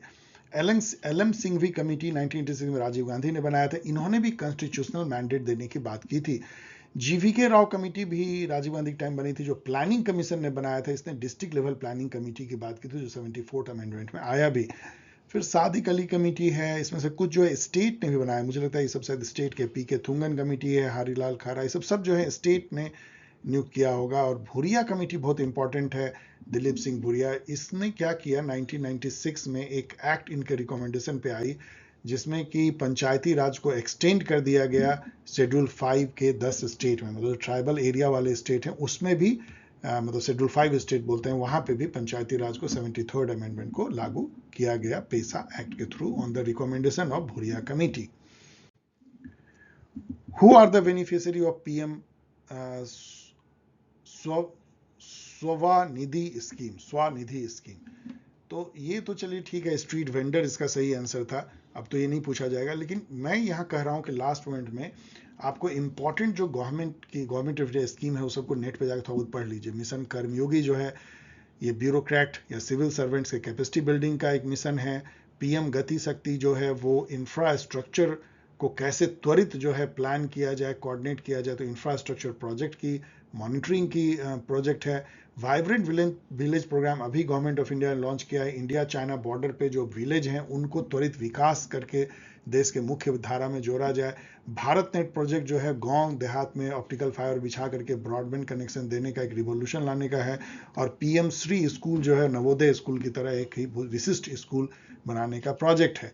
इसके अलावा और देखेंगे तो ये तो बहुत रिसेंट है और ये सब बहुत इंपॉर्टेंट है। प्रधानमंत्री गरीब कल्याण योजना के तहत बहुत कुछ किया गया था जो कोरोना के टाइम में ये लाया गया था। आत्मनिर्भर भारत अभियान के भी बहुत सारे अंग हैं। जल जीवन मिशन जो है गांव रूरल एरियाज में हर घर में स्वच्छ टैप वाटर पहुंचाने का जो है मिशन है। प्रधानमंत्री किसान सम्मान निधि के तहत किसानों को हर क्वार्टर में 2000 रुपये नगद दिया है तो उनके बैंक अकाउंट में, पीएम किसान कहते हैं। आयुष्मान भारत के तहत हर परिवार को 5 लाख का मुफ्त जो है बीमा, मेडिकल बीमा कराया जाता है। इसका पूरा नाम है आयुष्मान भारत प्रधानमंत्री जन आरोग्य योजना। प्रधानमंत्री आवास योजना जो है गांव और शहर दोनों में ही गरीब लोगों को आवास मुफ्त में देने की योजना है। और स्वच्छ भारत अभियान जो है वो तो आपको पता है कितने तरीके से स्वच्छता के लिए वो काम करते हैं। डिजिटल इंडिया 2015 में आई थी जिसके तहत बहुत सारे इसके 9 पिलर हैं, बहुत सारे प्रोजेक्ट चलाए जाते हैं। अब यहाँ पे देखिए, who was the chairman of the drafting committee appointed by the constituent assembly of India? तो आपको पता है ये मतलब बहुत ही लड्डू क्वेश्चन है कि इसके अम्बेडकर जी थे, लेकिन मैंने अगले स्लाइड में एक पूरा आपको लास्ट मिनट के लिए रटने के लिए दे दिया है, उसको रट लीजिए। जितने कमिटी हो सकते हैं उसके कौन प्रेसिडेंट थे ये सब देख लीजिए कॉन्स्टिट्यूएंट असेंबली के। According to the annual frontier report published by UNEP, the most noise polluted, तो noisiest city जो है, देखिए जो उस समय के जो है करंट इवेंट क्वेश्चन मैंने केवल लिए हैं आपको बताने के लिए। इस तरह क्वेश्चन आया, उस पर मैं चर्चा नहीं करूंगा, वैसे इसका सही आंसर ढाका है। अब इस बार देखिए क्या है कि हो सकता है ये पूछ दे कि न्यूयॉर्क और सिंगापुर सबसे महंगे शहर माने गए इकोनॉमिस्ट इंटेलिजेंस यूनिट के लिए। इसी तरह ऑस्ट्रिया की जो कैपिटल वियना है वो सबसे ज्यादा लिवेबल सिटी जो है 2022 में मानी गई। मैं यही कह रहा था कि यहां पे मैंने सारा आपको दे दिया है, आप इसको पढ़ लीजिए। मैं नहीं पढ़ूंगा तो बहुत वीडियो लंबा हो जाएगा। मैंने इससे अधिक इंफॉर्मेशन आपको कॉन्स्टिट्यूएंट असेंबली के जो अध्यक्ष थे डिफरेंट कमिटीज के, यहाँ तक वाइस प्रेसिडेंट और कॉन्स्टिट्यूशनल एडवाइजर, कैलीग्राफर, ड्राफ्ट्समैन सभी इसमें दे दिया। पढ़ लीजिए लास्ट में। द वर्ड्स खेला होवे, तो इस तरह का क्वेश्चन आपको पूछा जा सकता है। ये सब मैंने इसलिए लिया है कि जस्ट आप जान लीजिए। सेकुलर स्टेट किसको कहते हैं? जिसका अपना कोई रिलीजन नहीं होता है। Who can legislate on those residual matter, मतलब जो तीनों लिस्ट में किसी में भी ना हो उसको रेसिडुअल मैटर कहते हैं। State list, concurrent and union list, तो वो जो है पार्लियामेंट को वो रेसिडुअल पावर दी गई है। आपको यहाँ पे बड़ी इंटरेस्टिंग पता होनी चाहिए, जो कई एग्जाम पूछा जाता है कि गवर्नमेंट ऑफ इंडिया एक्ट 1935 में जो रेसिडुअल जो आइटम थे उस पे पावर गवर्नर जनरल को दिया गया था बनाने का, ध्यान रखिएगा। The constitution of India describe the country, तो जो आर्टिकल 1 में लिखा गया है India that is Bharat shall be union of state, तो ये बहुत इंपॉर्टेंट है, इसको रट लीजिए आर्टिकल 1 में। तो India that is Bharat is a union of state. The final authority to interpret our constitution is of course supreme court, और इसीलिए सुप्रीम कोर्ट को रक्षक भी, गार्जियन भी कॉन्स्टिट्यूशन में कहा जाता है। यहाँ पे ये भी ध्यान रखिएगा कि कॉन्स्टिट्यूशन को हमारे यहाँ लीगल सॉवरेन माना जाता है क्योंकि पार्लियामेंट यहाँ पे सॉवरेन नहीं है। Which article of the Constitution provide the procedure for abolition of the second chamber of legislative council? आपको पता है कि जनरली जो है स्टेट में केवल एक ही असेंबली होती है, उसको लेजिस्लेटिव असेंबली कहते हैं, उसके मेंबर एमएलए होते हैं। लेकिन 6 स्टेट में, जो यहाँ मैंने दिया है पढ़ सकते हैं, केवल 6 स्टेट में आंध्र प्रदेश, कर्नाटका, तेलंगाना, महाराष्ट्र, बिहार, उत्तर प्रदेश, यहाँ पे लेजिस्लेटिव काउंसिल भी है, मतलब बाई कैमेरियल है। लेजिस्लेटिव काउंसिल के एबोलिशन और क्रिएशन की बात जो है 169 आर्टिकल में कही गई है, इसको पढ़ लीजिए। किस तरह से हो सकती है ये भी पढ़ लीजिए, कैसे उसको क्रिएट किया जाता है। इसको जो क्रिएशन होती है वो पार्लियामेंट करती है, लेकिन स्टेट असेंबली को रिजोल्यूशन पास करना पड़ता है, इसको अमेंडमेंट नहीं माना जाता है। इसके अलावा आर्टिकल 171 में ये भी लिखा हुआ है कि लेजिस्लेटिव काउंसिल के जो मिनिमम मेंबर होंगे 40 होंगे, मैक्सिमम जो है 1/3 ऑफ द लेजिस्लेटिव असेंबली होंगे। ये सब पूछा जाता है। आर्टिकल 170 में है कि लेजिस्लेटिव असेंबली के जो मिनिमम मेंबर होंगे वो 60 होंगे और मैक्सिमम 500 होंगे। इसके अलावा आर्टिकल 171 में जो है कि मेंबर्स जो हैं कैसे चुने जाते हैं, ये भी बहुत ही इंटरेस्टिंग है। एमएलसी जो होते हैं 1/3 ये लोकल बॉडी के जो रिप्रेजेंटेटिव होते हैं वो चुनते हैं प्रोपोर्शनल रिप्रेजेंटेशन मेथड से। 1/12 ग्रेजुएट इलेक्टोरेट, जो ग्रेजुएट हैं वो चुनते हैं। 1/12 तो टीचर चुनते हैं। 1/3 एमएलए चुनते हैं, सब प्रोपोर्शनल रिप्रेजेंटेशन से। और 1/6 जो है नॉमिनेटेड होते हैं गवर्नर के द्वारा। ये भी कई डिफिकल्ट क्वेश्चन में पूछा जाता है। ये मैं ऑलरेडी डिस्कस कर चुका हूं 74 की। ये सब कट मोशन के बारे में, पॉलिसी कट मैंने बताया था, इकोनॉमी कट उसी तरह की बात है। आप थोड़ा पढ़ लीजिएगा। टोकन कट मतलब 100 रुपये कट कर दें, लाइक दिस। और इन सब में जो है सरकार गिर जाती है, ध्यान रखिएगा, इसको पढ़ लीजिएगा। मैं आपको हिदायत दे रहा हूँ थोड़ा बहुत। विच of the following statement about state governor is not true. आपको गवर्नर के बारे में इतनी सारी बातें बताई, लेकिन यहाँ पे एक दूसरी बात है कि इसकी पार्डन पावर की बात है। चलिए, he is part of state legislature, वो है, क्योंकि एमएलए के मतलब लेजिस्लेटिव असेंबली और काउंसिल के साथ वो भी just like president part of state legislature है। ही अपॉइंट जजेस of the state high court.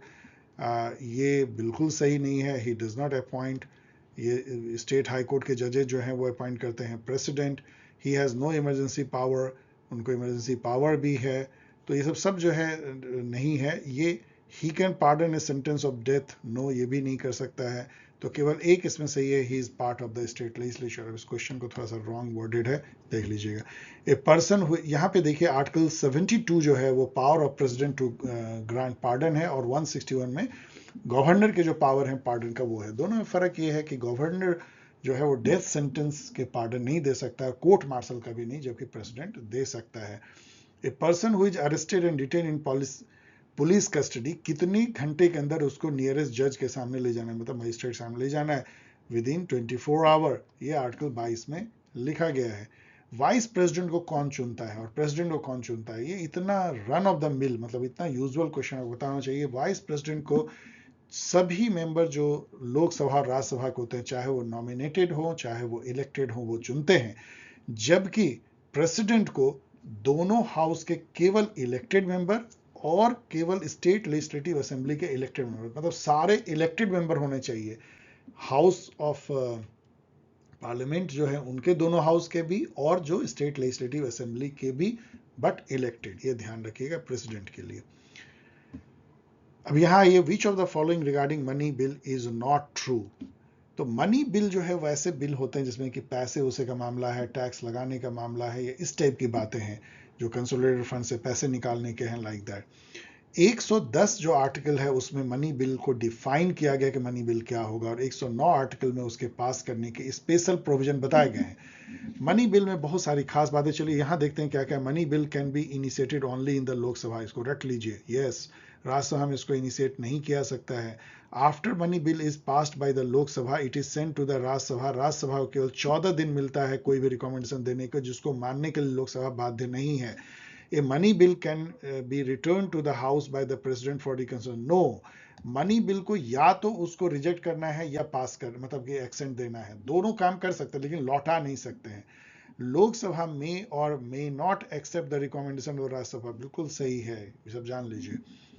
Which schedule of the Constitution of India defines and specify allocation of power and function, मतलब union state के बीच में जो बंटवारा है वो किस शेड्यूल में, इसको बोलते हैं 7th शेड्यूल। इसके अलावा आर्टिकल 246 में भी ये वर्णित है, दोनों को याद कर लीजिए। ये भी याद कर लीजिए कि अभी प्रेजेंट में यूनियन लिस्ट में 100 सब्जेक्ट हैं, पहले 97 थे, 3 बढ़ गए। स्टेट लिस्ट में 61, पहले 66 थे, 5 घट गए। और कंकरेंट लिस्ट में 52, पहले 47 थे, 5 जो है वो उसमें बढ़ गए। ये 5 कहाँ से बढ़े? तो 5 सब्जेक्ट 1976 में, जो education, forest, weight and measure, protection of wild animal and birds and administration of justice है, इसको स्टेट लिस्ट से निकाल के कंकरेंट लिस्ट में डाल दिया गया। इससे आपको क्या लगता है कि धीरे धीरे यूनियन की पावर और बढ़ती चली गई और स्टेट की पावर घटती?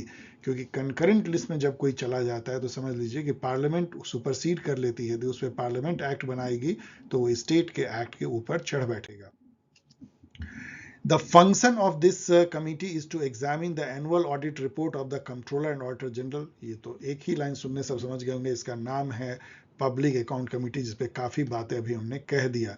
तो यहाँ जान लीजिए एक और कमेटी की, चूंकि एस्टिमेट कमेटी यहाँ लिखी हुई एक ऑप्शन में, तो लार्जेस्ट कमेटी जो है एस्टिमेट कमेटी है, पूछा जाता है विच इज लार्जेस्ट कमेटी। इसमें 30 मेंबर होते हैं। ये भी एक बहुत यूनिक है कि इसमें सारे के सारे मेंबर लोकसभा से ही केवल होते हैं। इसके अलावा पैक के बारे में आपको बता ही दिया कि उसमें 1921 में बना था, सबसे ओल्डेस्ट कमेटी है, 22 मेंबर होते हैं और इसके जो लीडर अपोजिशन के होते हैं वो इनके चेयरमैन बाय कन्वेंशन बनाए जाते हैं। Which authority constitute the finance commission periodically? वो है प्रेसिडेंट। ये आर्टिकल 280 में बिल्कुल लिखा हुआ है कि प्रेसिडेंट जो है वो फाइनेंस कमीशन को बनाएंगे। फाइनेंस कमीशन में 5 मेंबर होते हैं, जिसमें एक चेयरमैन और 4 मेंबर होते हैं। अभी जो है 15वां फाइनेंस कमीशन का पीरियड चल रहा है। Which of the following article empower the high court to issue writs? तो ये तो मैं पहले बता चुका हूं, हाई कोर्ट की 226, सुप्रीम कोर्ट के 32 रिट इशू करने का, 5 रिट, इन सब के बारे में डिस्कशन पहले ही हो चुकी है।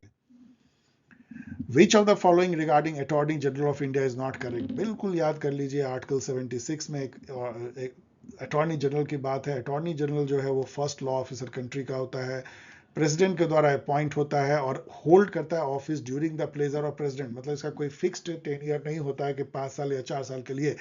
जब तक प्रेसिडेंट चाहेगा, मतलब जब तक गवर्नमेंट चाहेगी, प्रेसिडेंट मतलब कि गवर्नमेंट चाहेगी, तब तक जो है वो रहेंगे।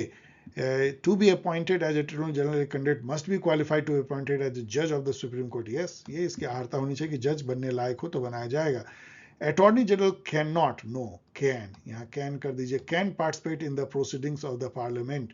ये बिल्कुल भाग ले सकते हैं, बहस कर सकते हैं, लेकिन केवल वोट नहीं कर सकते हैं। एजी, अभी जो एजी है वेंकट रमनी है।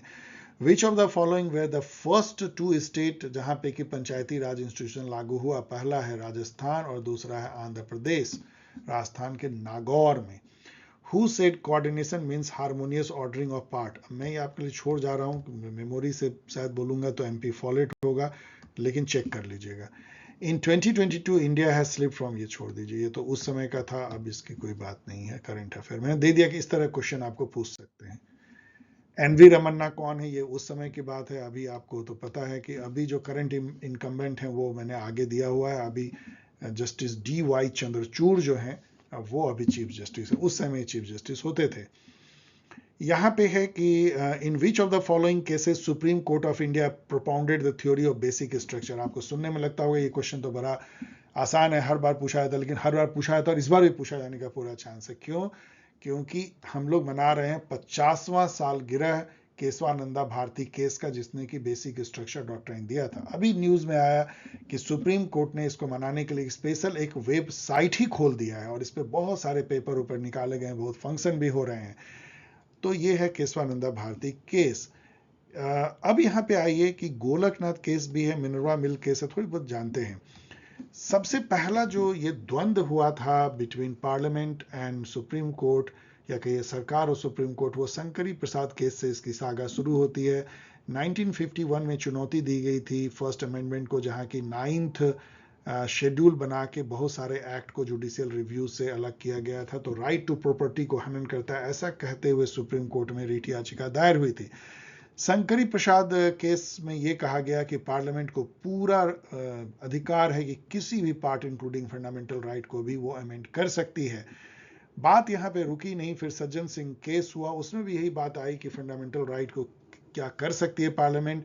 वहां पे ऑफ कोर्स वो शंकरी प्रसाद केस के तरफ ही गए कि हाँ कर सकती है, लेकिन एक बात उठ गई, एक जज जिसका नाम भी आप जान सकते हैं क्विज के लिए, मैं भूल गया, मैंने पढ़ा, उन्होंने अपने जजमेंट में लिखा कि बेसिक स्ट्रक्चर को तो चेंज नहीं कर सकती है पार्लियामेंट। इस तरह की बातें कुछ उन्होंने लिखी थी, लेकिन वो उभर के आई। तो फर्स्ट टाइम ऐसा क्वेश्चन पूछा था कि बेसिक स्ट्रक्चर वर्ड किस जजमेंट में आया, वो सज्जन सिंह केस 1964 में आया।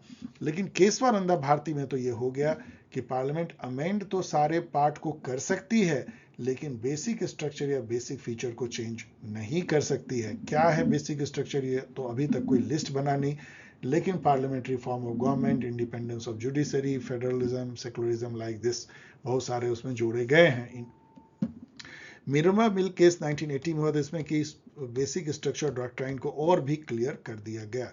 गोलकनाथ केस बड़ा इंपॉर्टेंट है इस पूरे कड़ी में। यहाँ ये 1967 में हुआ था। यहाँ पे शंकरी प्रसाद केस को बिल्कुल सुप्रीम कोर्ट ने पलट दिया, ये कहते हुए कि नहीं, बाकी पार्ट को तो भले पार्लियामेंट अमेंड कर सकती है, लेकिन फंडामेंटल राइट को अमेंड नहीं कर सकती है। ये एक इंपॉर्टेंट घटना थी। उसके बाद एक सीरीज ऑफ अमेंडमेंट लाके मैंने आपको बताया 24वां 25वां, इससे जो है उस गोलकनाथ केस के जो प्रभाव थे उसको डायल्यूट करने की सरकार ने कोशिश की थी। Which among the following are the 3 types of services envisaged in, ये तो मैं छोड़ रहा हूं क्योंकि मैं कॉन्स्टिट्यूशन में तो नहीं खोज पाया इस टाइप की, लेकिन शायद all India service, central services, state services कहना चाहते हैं। वैसे कॉन्स्टिट्यूशन के आर्टिकल 312 में 3 ऑल इंडिया सर्विस का जिक्र जरूर है, वो है IAS, IPS और Indian judicial service. Which is the oldest known system designed for the redressal of citizen grievances, उसको ओम्बड्समैन कहते हैं। अभी आपने देखा कि ओम्बड्समैन इंडिया में तो लोकपाल जो है 2013 में एक्ट पास हुआ, 2019 में शायद पहले लोकपाल बने, लेकिन सबसे पहले 1890s में ही स्वीडन में लोकपाल या ओम्बड्समैन बन गया था। ये सब पढ़ लीजिए, करंट इनकम्बेंट जो इंपॉर्टेंट इंटरनेशनल ऑर्गेनाइजेशन कंट्री के हैं, वो मैंने आगे कुछ कुछ दिया भी है, ये जस्ट मैं आपको हिंट दे रहा हूँ। जैसे यहाँ पूछ दिया ना, कैटलिन नोवाक जो है प्रेसिडेंट किस कंट्री के बने, तो वो हंगरी के बने थे, और हंगरी के जो प्रेसिडेंट हैं अभी भी PM जो स्ट्रॉन्ग मैन कहलाते हैं विक्टर ऑरबॉन हैं। इसी तरह टर्की के जो प्रेसिडेंट हैं एर्दोगान, उनको भी आपको जानना चाहिए, वो भी स्ट्रॉन्ग मैन कहलाते हैं। जो यूक्रेन के जो प्रेसिडेंट है जेलेंस्की, उनको जानना चाहिए। पुतिन और जो बाइडेन, इन सबको तो आप जानते हैं। जो जर्मनी के चांसलर हैं, अब नाम मैं भी भूल रहा हूँ, उनको भी आपको सुल्ज हैं, उनको भी आपको जानना चाहिए। जापान के जो किशिदा हैं, उनको जानना चाहिए प्राइम मिनिस्टर। चाइना के शी जिनपिंग को जानना चाहिए। इंडोनेशिया के प्रेसिडेंट को जानना चाहिए। 10-15 प्रेसिडेंट तो जरूर आपको जानना चाहिए। ऑपरेशन गंगा तो अब चलिए क्या है, वो तो पुराना हो गया। यूक्रेन से स्टूडेंट और इंडियन सिटीजन को इवैक्यूएट किया गया था। अब तो आजकल में लॉन्च हो गया ऑपरेशन कावेरी। ऑपरेशन कावेरी आपको पता है सूडान में एक तरह का गृह युद्ध चल रहा है, तो वहां से इंडियन को बाहर निकालने की एक कवायद है ऑपरेशन कावेरी। ये इंपॉर्टेंट बन जाता है, लेकिन आपको नहीं पूछा है क्योंकि आपका पेपर ऑलरेडी सेट हो चुका है। लेकिन यदि आप CUET PG दे रहे हैं तो ये क्वेश्चन इंपॉर्टेंट हो जाता है। विच ऑर्गेनाइजेशन अनाउंस्ड $50 बिलियन, सब चलिए ये सब जस्ट मैंने आपको बताया कि सब देख लीजिए, ये सब कोई मैं डिस्कस नहीं करूंगा। इस तरह के क्वेश्चन पूछे जा रहे हैं। आप इससे अंदाज रहेगा कि आपको किस तरह के करंट इवेंट, और करंट इवेंट तो मैंने वीकली करंट इवेंट आपको बता ही दिया है, यहां भी मैं काफी कुछ बता रहा हूं, उन सब से रिवाइज कर लीजिए। ये सब भी वही है, भारत भाग्य विधाता फेस्टिवल कब ऑर्गेनाइज, सब करंट इवेंट है। विथ किस कंट्री के साथ हमने टास्क फोर्स एनर्जी बनाया है। मिथाली राज जो है किस स्पोर्ट से रिलेटेड, आपको पता है कि ये कैप्टन थी Indian cricket women cricket team की। जब jurisdiction covering the Andaman Nicobar island fall under the supervision of which high court. अब देखिए यहाँ पे मैं आपको पूरा दे रहा हूँ कि इंडिया में 25 हाई कोर्ट हैं, और उसमें से 7 हाई कोर्ट जो हैं उसके बेंचेज अलग अलग जगह पे हैं। इसको पढ़ लीजिएगा आप। तो यहाँ आप देखेंगे तो कोलकाता का जो बेंच है वो अंडमान निकोबार को भी करता है सर्व, पोर्ट ब्लेयर को भी करता है, इसलिए ये हो जाएगा Kolkata. Which country hosted the OIC summit in, तो OIC जो है ऑर्गेनाइजेशन ऑफ इस्लामिक कोऑपरेशन है, तो ये इसका पाकिस्तान ने किया था 2022 का। तो यहाँ पे मैंने आपको, ऑफकोर्स छोटा है लेकिन मैंने बहुत मेहनत से आपको ये पूरा दे दिया, मुझे काफ़ी टाइम लगा है। आप इसका सिला इस तरह से दे सकते हैं कि इसको भूलिएगा मत, इसको याद कर लीजिएगा। ये सारे जो लेटेस्ट समिट हुए हैं ना, जैसे G7 देखिए कहाँ हुआ है, 26-28 जून इल्माउ जर्मनी, उसके बाद कोई नहीं हुआ। इस तरह G20 जो है लास्ट बाली में हुई, अब इंडिया में हो रही है। आसियान जो है वो, तो इस तरह से पूरा AU, नाटो, बिम्स्टेक, SCO, संघाई कोऑपरेशन ऑर्गेनाइजेशन, फिर वो इंडिया में होने वाली है। इंडिया इस बार G20 और SCO दोनों का प्रेसिडेंट है। ब्रिक्स जो है वो साउथ अफ्रीका में होने वाली है। OIC जो है उसके फॉरेन मिनिस्टर कॉन्फ्रेंस मॉरिटानिया में भी हुआ है, और गल्फ कोऑपरेशन काउंसिल की लास्ट बैठक जो है 2021 में खोज पाया। इसके अलावा यहाँ पे जो है मिस यूनिवर्स की बात हो रही है, जो 2021 लिखा है, जबकि 2022 में ये हुई थी। आई डोंट नो कैसे इन्होंने कुछ गलत लिखा है। इस बार की जो मिस यूनिवर्स हैं वो आर बनी नोला गैब्रियल, मतलब इस बार जब मैं कह रहा हूँ 2022 के बोल रहा हूँ। और 2021 में जो है मिस यूनिवर्स इंडिया के हरनाज कौर संधू हुई थी। और मिस वर्ल्ड तो यहाँ आप देख ही रहे हैं, ये पोलैंड की कैरोलिना बेलेसोवा ये हुई थी। तो इस तरह की चीज़ों को थोड़ा बहुत आप याद कर सकते हैं। मिस यूनिवर्स याद कर लीजिए, हरनाज कौर को याद कर लीजिए।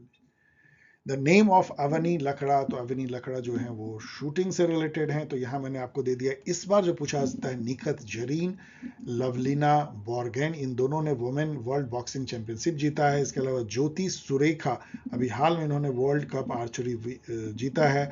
और हरमनप्रीत कौर, झूलन गोस्वामी और शेफाली वर्मा वुमेन क्रिकेट के चमकते सितारे रहे या हैं, इसको भी याद कर लीजिए, कोई मिताली राज को पूछा गया है। Which article in Directive Principle of State Policy refers to protect the monument of historic interest? तो ये तो आर्टिकल 49 है, लेकिन मैंने यहाँ सारे जो DPSP यहाँ अगेन इसको एक कलेक्ट करके दे दिया है। इसको बिल्कुल देख लीजिए, ये हर एग्जाम में इतना ज़्यादा पूछा जाता है। Like organisation of village panchayat कहाँ है, 50 separation of judiciary from executive है, 51 promotion of international peace security. एक बार, एक दो बार, तीन बार देख लेंगे, आपको याद हो जाएगा। यहाँ पे जो है who is the president of world bank पूछा है, तो मैंने IMF और वर्ल्ड बैंक और WTO तीनों के प्रेसिडेंट का नाम दे दिया है। यहाँ पे ये भी आपको जानना चाहिए कि अजय बंगा जो है वो अब डेविड मैलपास से ले लेंगे वर्ल्ड बैंक प्रेसिडेंटशिप। कुछ ही दिनों में ये बन जाएंगे अजय बंगा, जो कि अमेरिकन सिटीजन है लेकिन इंडियन मूल के हैं, तो हम लोग के लिए बहुत गर्व की बात है।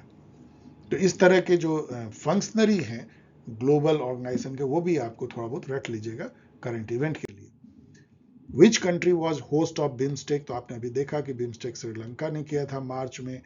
5th बिम्स्टेक की समिट हुई थी, उसके बाद अभी तक नहीं हुई है। Which of the following is false regarding question asked in the parliament. देखिए, क्वेश्चन आवर के बारे में आपको बहुत कुछ जानना चाहिए। क्वेश्चन आवर जब पार्लियामेंट जुटती है तो सबसे पहला जो काम होता है, फर्स्ट जॉब, वो होता है 11 बजे क्वेश्चन आवर का होता है। दोनों राज्यसभा लोकसभा में एक साथ जो है क्वेश्चन आवर चलता है। क्वेश्चन आवर होता क्या है, उसमें MP जो है क्वेश्चन पूछते हैं और मिनिस्टर को जवाब देना होता है। अब दो टाइप के क्वेश्चन होते हैं, एक होते हैं स्टार्ट क्वेश्चन, एक होते हैं अनस्टार्ट क्वेश्चन। अनस्टार्ट क्वेश्चन जो है वो राइटिंग में दिया जाता है, सही है, और स्टार्ट क्वेश्चन का जवाब मौखिक रूप से देना पड़ता है फ्लोर ऑफ हाउस में। स्टार्ट क्वेश्चन डिफिकल्ट इसलिए होता है कि उस पर सप्लीमेंट्री क्वेश्चन पूछे जा सकते हैं। मतलब आपने कोई जवाब दिया तो सामने जो सवाल पूछ रहा है फिर वो कुछ और पूछेगा, फिर दूसरे लोग भी कुछ और पूछेंगे, और बहुत सारे इस पर बहस होता है। So starred question are to be answered orally on the floor of house. Supplementary question can not be asked, no, can be asked. तो ये गलत है, ये सही है, ये सही है। No supplementary question can be asked in case of unstarred. Unstarred तो रिटर्न होता है, आप रिटर्न दे देते हैं, उनको मिल जाती कि ये आपका जवाब है, उस पर कोई बहस भी नहीं होती है। इसलिए अनस्टार्ट क्वेश्चन बहुत आसान होता है, स्टार्ट क्वेश्चन बहुत डिफिकल्ट होता है। उसके लिए जो है ऑफिसर्स भी वहाँ गैलरी में बैठते हैं जो अपने मंत्री को हेल्प करते हैं स्टार्ट क्वेश्चन के जवाब देने में, क्योंकि एक तरह से वो एक्सटेम्पोरे वहाँ पे हो जाती है, क्योंकि मौखिक रूप से दिए जाते हैं और सप्लीमेंट्री क्वेश्चन होते हैं। मंत्री उसके लिए अच्छी खासी तैयारी करते हैं। जीरो आवर जो है, क्वेश्चन आवर के ठीक बाद जीरो आवर होता है, जो कि एक इंडियन इन्वेंशन है पार्लियामेंट्री, ये कहीं और नहीं होता है। उसमें बिना किसी नोटिस के कुछ क्वेश्चन जो है पूछे जाते हैं, जिस पर कि जवाब मंत्री को देना कोई जरूरी नहीं होता है। उसके बाद लंच हो जाती है 1 बजे लगभग, और फिर जब बैठते हैं सेकेंड हाफ में 2:30 बजे 3 बजे, तो लेजिस्लेटिव वर्क होता है। तब जो है मेन बिल पास होना, पार्लियामेंट्री कमेटी और इन सब की बात होती है, वो पोस्ट लंच में होती है। Who won the Booker prize for fiction 2021, तो ये तो छोड़ दीजिए, अब 2022 का चूंकि डिक्लेयर हो गया, और ये श्रीलंका के जीते हैं स्नेहन करुणा लतिका। तो इसलिए ये बहुत ही इंपॉर्टेंट है कि इस बार पूछा जा सकता है। 7 मून्स ऑफ माली अल्मेडा, इसके बारे में मैंने बुक के बारे में बताया था, कि फिक्शनल बुक है, और इसके लिए इन्हें बुकर प्राइज इस बार का मिला है। ये तो खैर पिछले बार का था, लेकिन फिर भी देख लीजिए, क्योंकि 2022 में इनको मिला था टॉम हॉब्सन रेत समाधि के लिए, गीतांजलि श्री को मिला था बुकर प्राइज। अब यहाँ पे मैं कुछ कुछ जो है आपको थोड़ी बहुत मैं एडिशनल इंफॉर्मेशन दे देना चाहता हूँ। वैसे ये पेपर खत्म हो गए, लेकिन चलिए लास्ट मोमेंट में या लास्ट मिनट इसको तैयारी करते हैं। जैसे कि सिविल सर्विसेज डे जो है, ये मैंने दूसरे जो थे पॉल साइंस के लिए जो बनाया था, उसको मैंने यहाँ कॉपी पेस्ट कर दिया। सिविल सर्विसेज डे 21 अप्रैल को होती है। इंटरनेशनल योगा डे जून 22 नहीं, जून 21 को होती है। गुड गवर्नेंस तो मैच इनकरेक्टली, तो ये इनकरेक्टली है। गुड गवर्नेंस डे 25 दिसंबर। गुड गवर्नेंस वीक भी अब होती है 19 से 25 दिसंबर। वाटर डे 22 मार्च। अर्थ डे 22 अप्रैल। एनवायरमेंट डे 5 जून। ये सब कुछ इस तरह के डेज को जितना है वो याद कर लीजिए। वाइब्रेंट विलेज प्रोजेक्ट मैंने या प्रोग्राम बता ही दिया। इंडिया चाइना बॉर्डर है। पीएम गति शक्ति आपको बता ही दिया। Digital monitoring of vital infrastructure project है। मिशन कर्मयोगी भी मैंने बता दिया। कैपेसिटी बिल्डिंग है। इसके अलावा ये पूरा मैंने लिस्ट दे दिया है जो अभी कौन क्या है, ये आपको पूछा जा सकता है। जैसे अभी सीडीएस जो है वो बिपिन रावत नहीं है, तो ये तो रॉन्ग है। ये जनरल अनिल चौहान है। इसमें आर्मी चीफ आप देख सकते हैं, एनएसए अजीत डोभाल है, रॉ चीफ देख सकते हैं, सीजेआई डीआई चंचूर है, स्पीकर लोकसभा के ओम बिरला है, डिप्टी चेयरमैन राज्यसभा के हरिवंश नारायण सिंह है, सीएजी इंडिया के अभी जीसी मुर्मू है, सीईसी राजीव कुमार है, एजी आर वेंकट रमनी है, और वाइस चेयरमैन नीति आयोग के सुमन के बेरी हैं। इसके अलावा जो headquarter important IGO UN agency के, इसको भी रट लीजिए, ये मैं पढ़ नहीं रहा हूँ। नोबेल प्राइज यहाँ मैंने दे दिया है लिटरेचर का, पीस का, और 2 साल का मैंने दिया है। ये मैं तो गलत है, यहाँ पे सही यहाँ पे है। दलाई लामा को 1989 में मिला था। इसे पढ़ लीजिए। इसके अलावा कुछ कुछ मैं ऐसे ही आपको क्यों दे रहा हूँ कि ये सब लास्ट मोमेंट में जरूर जान लीजिए। जामिया मिलिया इस्लामिया की एस्टेब्लिशमेंट 1920 में हुई थी, पूछा जा सकता है। और डॉक्टर जाकिर हुसैन जो है जामिया मिलिया इस्लामिया के वाइस चांसलर थे और बाद में प्रेसिडेंट बने, तो ऐसा क्वेश्चन पूछा था कि who was the vice chancellor who became president of India. इसके अलावा अभी जो वीसी है वो भी पूछा सकता है, कौन है वीसी है? नजमा अख्तर हैं। चेयरपर्सन यूपीएससी और मेंबर कितने साल के अपॉइंट होते हैं? ये बहुत पॉपुलर क्वेश्चन है। 6 साल के लिए। Unity of command versus span of control मैंने एक्सप्लेन कर दिया है। Who was the Pioneer of policy science and social science? तो हैरोल्ड लासवेल जो है फादर ऑफ पॉलिसी साइंस कहलाते हैं। An eminent author has called Tracer Group an anonymous empire. किसने कहा था? ये एसी फाइंडर ने कहा था। एमनेस्टी इंटरनेशनल जो कि ह्यूमन राइट ऑर्गेनाइजेशन है, उसके हेडक्वार्टर कहाँ है? लंदन में है। और जो ह्यूमन राइट वॉच है उसके न्यूयॉर्क सिटी में है। इसके अलावा नाबार्ड के बारे में जान लीजिए, बहुत बार पूछा जाता है। National bank for agriculture rural development, ये क्या करती है आप देख लीजिए। ये बैंक को एक तरह से पैसे देती है कि वो लोन एक्सटेंड कर सके रूरल एरिया, रूरल डेवलपमेंट के लिए। इसके अलावा जो पब्लिक एडमिनिस्ट्रेशन की जो फर्स्ट बुक है एल डी वाइट की, वो जान लीजिए। और सेकंड बुक जो विल वाई की है, उसको भी, दोनों को पढ़ लीजिए। सेवोत्तम क्या है ये पढ़ लीजिए, इसके 3 पिलार क्या हैं, और ये कौन मिनिस्ट्री करती है? तो मिनिस्ट्री ऑफ पर्सनल करती है, जो department of administrative reform and public grievance, Dar PG. तो ये जरूर आपको पूछा जा सकता है, जान लीजिए, पूछा गया है। फर्स्ट पोखरान से पूछा गया 1974 में हुआ था, इंदिरा गांधी के टाइम में। इसका कोड नेम प्रोजेक्ट का था smiling Buddha. Second Pokhran, first Pokhran लिखा है, सेकेंड पोखरान जो है ये 1998 में अटल बिहारी वाजपेयी जी के टाइम में हुआ था, ऑपरेशन शक्ति। और जो इसके पीछे जो मिसाइल मैन थे वो एपीजे अब्दुल कलाम, जो बाद में प्रेसिडेंट भी बने। यहाँ पे मैं कुछ आपको हिंट दे रहा हूँ कि ये सब भी पूछा गया है, याद कर लीजिएगा। सुप्रीम राडा जो है वो पार्लियामेंट है यूक्रेन की। ड्यूमा लोअर हाउस रसिया का, उसकी अपर हाउस फेडरेशन काउंसिल है। डाइट जो है पार्लियामेंट जापान की। निसिट जो है पार्लियामेंट इजराइल की। एमडीजी एसडीजी बहुत बार पूछा जाता है। मिलेनियम डेवलपमेंट गोल 8 थे जो 2000 से 2015 के बीच में अचीव करने थे। एसडीजी सस्टेनेबल डेवलपमेंट गोल 17 हैं जो 2030 तक अचीव करने हैं। इसके अलावा आपको बहुत बार पूछा जाता है कि कौन किस मिनिस्ट्री के अंदर है, एज इफ कि आपको ये सब जानना है, जबकि जानना नहीं चाहिए, लेकिन जामिया इसके लिए बहुत फेमस है इस तरह क्वेश्चन के लिए। तो जितने पारा मिलिट्री फोर्स हैं, CRPF, CISF and ITBP and border road organisation, BRO and all, ये सब होम मिनिस्ट्री के अंदर आता है, याद रखिएगा। नेशनल स्कूल ऑफ ड्रामा पूछा गया, मिनिस्ट्री ऑफ कल्चर क्या आता है। प्रधानमंत्री उज्ज्वला योजना, जिसे गैस सिलेंडर फ्री दी जाती है, ministry of petroleum natural gas. PM Awas Yojana ministry of housing urban affair में भी आती है और रूरल डेवलपमेंट में भी आती है, क्योंकि रूरल भी है अर्बन भी है। हर घर जल स्कीम जो है वो जल शक्ति मिशन जल शक्ति मिनिस्ट्री के अंदर आती है। सौभाग्य स्कीम मतलब हर घर में बिजली पहुंचाना रूरल एरिया में, जो मिनिस्ट्री ऑफ पावर के अंदर आती है। Ayushman Bharat Yojana ministry of health and family welfare. And Sarva Shiksha Abhiyan, उसको एसएसए कहते हैं, ministry of human resource development. Public grievance citizen charter Sevottam, ये सब DAR PG ministry of personnel देखता है। जुरिस्डिक्शन जो है सोशल जस्टिस इंपावरमेंट मिनिस्ट्री है, क्या क्या है ये आप थोड़ा सा जान लीजिए। तो ये सीनियर सिटीजन के अफेयर को देखती है, पर्सन विथ डिसेबिलिटी से जो ग्रसित होते हैं उनको, स्पेशल जो फिजिकल चैलेंज्ड पर्सन है उनको देखती है, और affair of socially and educationally backward classes को देखती है। Ministry of women and child development क्या देखती है, नेट पे जाके थोड़ा पढ़ लीजिए। इसी तरह ट्राइबल अफेयर भी, ये सब थोड़े से कंफ्यूजिंग मिनिस्ट्री हैं, इसके अंदर में कौन कौन सा स्कीम चल रहा है देख लीजिए। सेंटर स्टेट कमीशन 3 मैंने आपको बताया, रट लीजिए। सरकारिया 83 में, एम पुंछी 2007, और राजमुन्नार तो डीएम की गवर्नमेंट जो तमिलनाडु की थी उसने इसको 1969 में सेटअप कर दिया था। Head of the government MNC tech giant जो है, इस पे भी पूछा जाता है, तो गूगल के हेड सुंदर पिचाई हैं, इंडिया के माइक्रोसॉफ्ट के इंडिया के ही सत्या नडेला हैं, फेसबुक के मार्क जुकरबर्ग हैं, एप्पल के टिम कुक, और ट्विटर के इलॉन मस्क, इस याद कर लीजिए। इसके अलावा जो पब्लिक एडमिनिस्ट्रेशन है, बिल्कुल रटने वाली जो बातें हैं वो ये है कि जो फाउंडेशन ऑफ पब्लिक एडमिनिस्ट्रेशन जो है वुड्रो विल्सन की book the study of administration से आती है, 1887 की बुक, तो ये फादर पब्लिक एडमिनिस्ट्रेशन कह सकते हैं। पोस्ट कॉर्प जो है लूथर गुलिक ने दिया, आई होप कि आप इसका एक्रोनिम का फुल फॉर्म जानते हैं, वो भी जानना चाहिए। ब्यूरोक्रेटिक थ्योरी के फादर मैक्स वेबर हैं, साइंटिफिक मैनेजमेंट के father F W. Taylor, 14 point principle of administrative management Henri Fayol, और पीओसीसी भी हेनरी फयोल ने दिया, इसका भी फुल नेम जान लीजिए, ये भी पोस्ट कॉर्प के टाइप का ही है, planning organisation coordination control type. 4P जो है मैंने यहाँ लिख भी दिया है, इस बेसिस पे डिपार्टमेंट बांटे जाते हैं ऑर्गेनाइजेशन के, ये प्रिंसिपल लूथर गुलिक ने दिया था। इसके अलावा ये भी जान लीजिए कि ये भी कई बार पूछा गया कितने स्टेट हैं, कितने यूटी हैं जामिया के क्वेश्चन में, तो स्टेट 28 यूटी, ये जम्मू कश्मीर के रिऑर्गेनाइजेशन के बाद हुआ 28, यूटी 8, डिस्ट्रिक्ट 742, ब्लॉक सब थोड़े बहुत वैरी कर सकते हैं लेकिन आपका काम चल जाएगा। ब्लॉक लगभग 6600 और विलेज लगभग 6.5 लाख विलेज हैं।